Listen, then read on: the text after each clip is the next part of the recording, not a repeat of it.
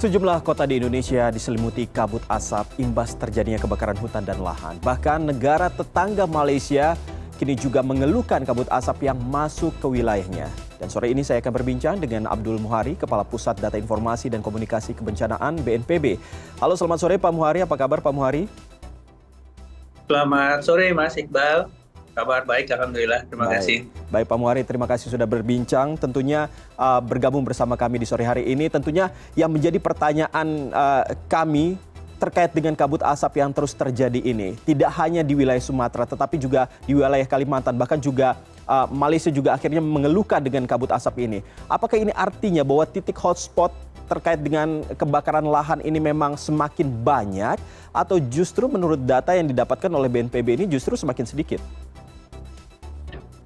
Ya, kalau kita bandingkan titik hotspot yang berpotensi menjadi fire spot antara minggu ke-4 September dengan minggu ke-5 September, artinya minggu terakhir di bulan September, itu memang ada terjadi kenaikan rata-rata di 5 dari 6 provinsi prioritas atensi kita dalam penanganan karhutla.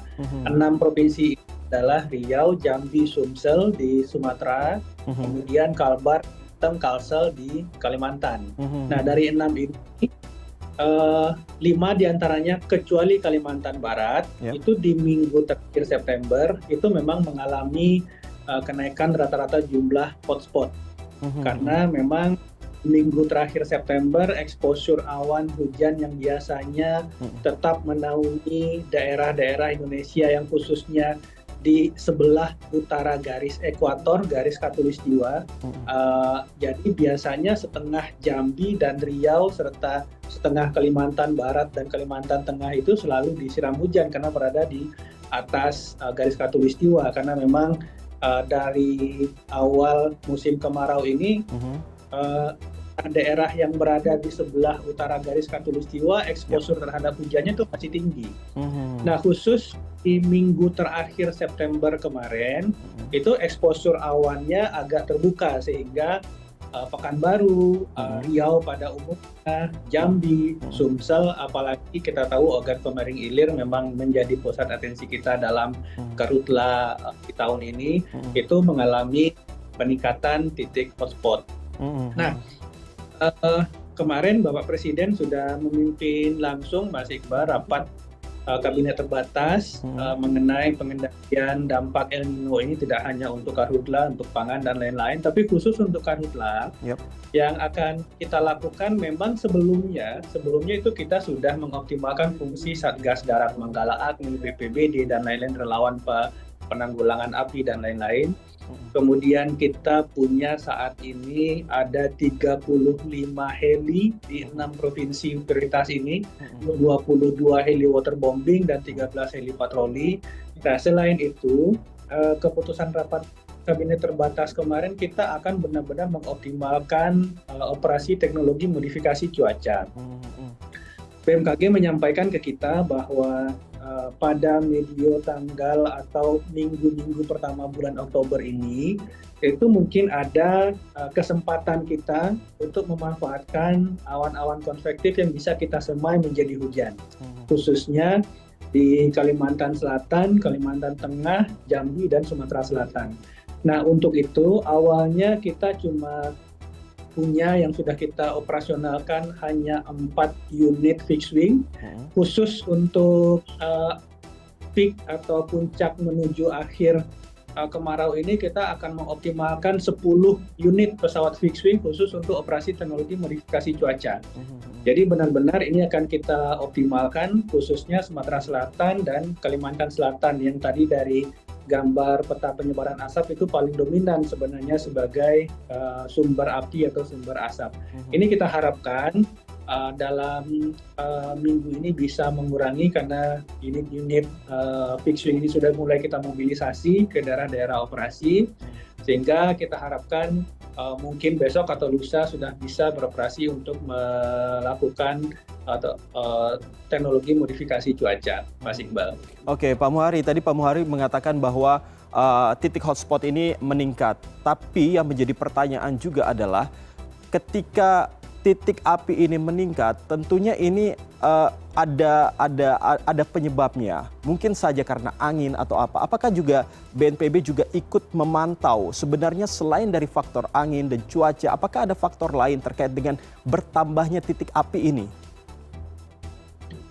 Iya, sebenarnya kalau kita lihat dari sumber apinya sendiri itu pasti 99% itu akibat faktor manusia ya, baik sengaja maupun tidak sengaja.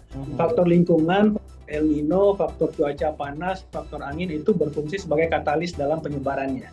Jadi, tetapi mungkin dalam kontekstual ini penegakan hukum untuk penyebab ini akan dilakukan saja oleh aparat penegak hukum bersama KLHK, ada di Gakum sendiri. Kami di BNPB akan benar-benar berfungsi secara optimal untuk melakukan pemadaman dari titik-titik api yang sudah ada. Oke, lalu apa saja sebenarnya kendala yang dihadapi oleh BNPB untuk menangani kasus kebakaran hutan dan lahan tersebut? Kendala sebenarnya memang seperti tadi saya sampaikan, kondisi kering, angin, cuaca panas yang menyebabkan memang kondisi gambut dan semak belukar itu pada kondisi sangat mudah untuk terbakar, sehingga eskalasi daerah yang terbakar itu sangat cepat. Jadi kalau kita menerima data misalkan jam 6 pagi itu ada titik api, misalkan 100 titik api, begitu kita ke lapangan, titik ini sudah menjadi eskalasi daerah terbakar sekian puluh hektar. Nah, kalau ini sudah terjadi, memang fungsi dari Satgas Darat dan Satgas Udara waterbombing itu akan sangat terbatas ya, karena untuk mengejar kecepatan rambat api dengan kapasitas armada atau personil yang ada itu mungkin tidak seimbang. Sehingga memang pada kondisi peak kemarau ini tidak hanya waterbombing, tidak hanya Satgas Darat yang sudah kita lengkapi, tapi juga modifikasi cuaca yang bisa membasahi lahan secara regional menurut arahan Presiden itu yang akan kita optimalkan. Oke, Pak Muhari, terakhir sekali ya pertanyaan saya terkait dengan apakah ada target? Apakah ini akan berakhir? Kapan akan berakhirnya? Target kita tentu saja mengupayakan biasa durasi terbakar ini rata-rata pada tahun ini itu dari catatan kami di BNPB itu kisarannya 3 jam sampai 18 jam. Itu rata-rata durasi terbakar. Nah, tentu saja ini kita akan keep di situ, memang ada pada beberapa titik padam hari ini, besok terbakar lagi, tapi begitu besok terbakar kita akan coba padamkan lagi sehingga benar-benar kita upayakan durasi terbakar ini tidak melenceng jauh dari rata-rata yang selama ini kita terima datanya. Apapun solusinya, apakah itu dengan menambah personel di darat, kemudian sekali lagi mengoptimalkan modifikasi cuaca, dan tentu saja sebenarnya kita benar-benar akan melakukan pendampingan ke daerah untuk mempercepat respon sebenarnya, karena kunci penanganan karhutla ini adalah kecepatan kita merespon pada fase-fase awal kebakaran. Jadi pada saat dia masih tidak terlalu besar, bisa segera dikendalikan, tergantung seberapa cepat kita merespon pada saat awal fase kebakaran ini. Baik, Pak Abdul Muhari, Kepala Pusat Data Informasi dan Komunikasi Kebencanaan BNPB, terima kasih sudah berbagi informasi dengan kami di CNN Indonesia Connected sore hari ini.